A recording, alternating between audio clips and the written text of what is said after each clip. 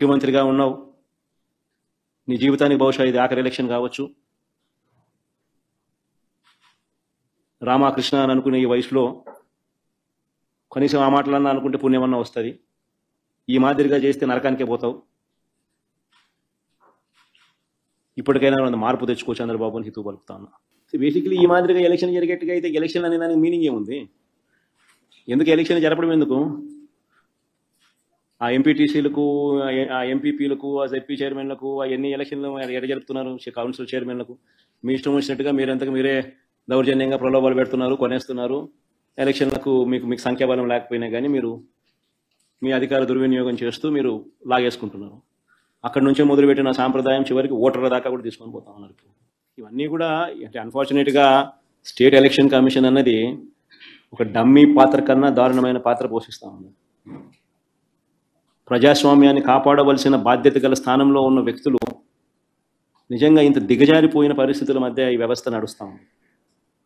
Very unfortunate. ఖచ్చితంగా న్యాయ పోరాటంలో భాగంగా కోర్టులకి ఇవన్నీ చూపిస్తాం, కోర్టులకి ఇవన్నీ వేస్తాం. అందుకని వాళ్ళిద్దరు కూడా ఈరోజు వచ్చింది కూడా కోర్టులో వేయడానికే వచ్చినారు. ఇద్దరు జెడ్పీ టీసీ అభ్యర్థులు కూడా కోర్టులో వేయడానికి ఇక్కడికి వచ్చినారు. ఈ డీటెయిల్స్ అన్ని తీసుకొని వీళ్ళు కోర్టులో వేస్తారు. న్యాయస్థానం ముందర ఇవన్నీ కూడా ఉంచడం జరుగుతుంది. భయపడే వాళ్ళం ఎవరూ లేము ఇక్కడ. అలాంటివన్నీ చూసే మిమ్మల్ని మీలాంటి వాళ్ళు ఎదుర్కొని ఇక్కడ దాకా వచ్చాం. ఇలాంటి పిచ్చి బెదిరింపులు కానీ, పనికి మాలిన బెదిరింపులు కానీ దయచేసి చేయకండి. తాటాక చప్పులకి ఇక్కడ ఎవరు భయపడేవారు లేరు. ఇంకా సంస్కారం ఉంది కాబట్టి, మాట మీద గౌరవం ఉంది కాబట్టి ఇంకా చాలా పద్ధతిగా మాట్లాడుతున్నాం.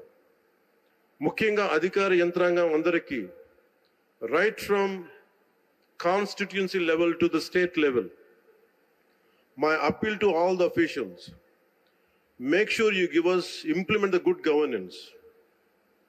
ముఖ్యంగా లా అండ్ ఆర్డర్కి సంబంధించి మటుకు కరప్షన్ లేని విధానాలతోటి ముందుకెళ్లాలని మనస్ఫూర్తిగా కోరుకుంటా ఉన్నాం.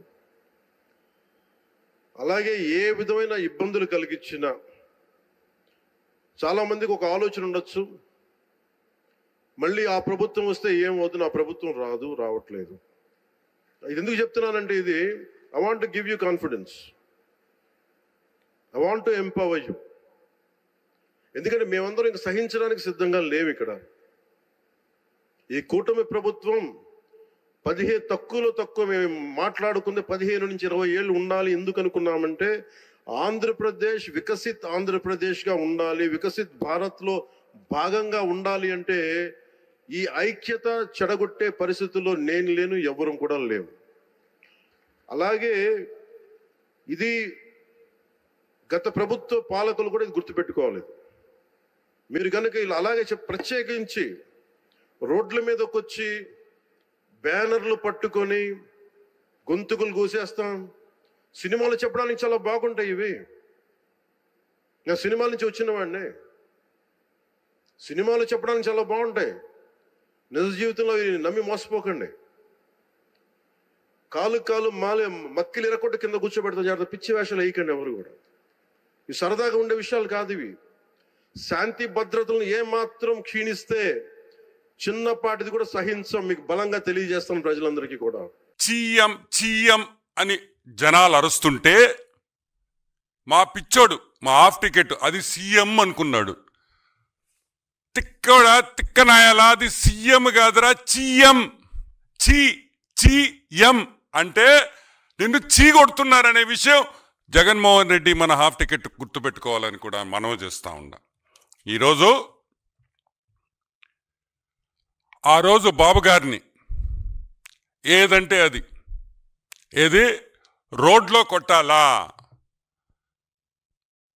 చంద్రబాబు గారిని రోడ్లో కొట్టాలా అనే మాట జగన్మోహన్ రెడ్డి నోట్లో నుంచి వచ్చి 1 సంవత్సరం అయింది నువ్వు ఓడిపోయి. ఈ సంవత్సరంలో అయినా మందులు తీసుకొని బాగవచ్చు కదా. ఈ సంవత్సరం అయిన తర్వాత మందులు తీసుకొని బాగవచ్చు కదా.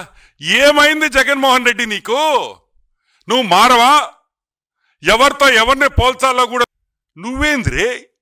ఈరోజు మేము అడుగుతున్నాం, నువ్వేంద్రే అని అడుగుతున్నాం. నువ్వు కూడా చిన్నపిల్లకాయడివా? నువ్వు కూడా ఒక చిన్న పిల్లకాయవా? రోజు ఇక మీదట నేల మీద పడుకోవటం అలవాటు చేసుకోండి. మంచాల మీద పరుపుల మీద పడుకోవటం మానేసేయండి. రోజు కూడా నేల మీద పడుకోవటం అలవాటు చేసుకోండి.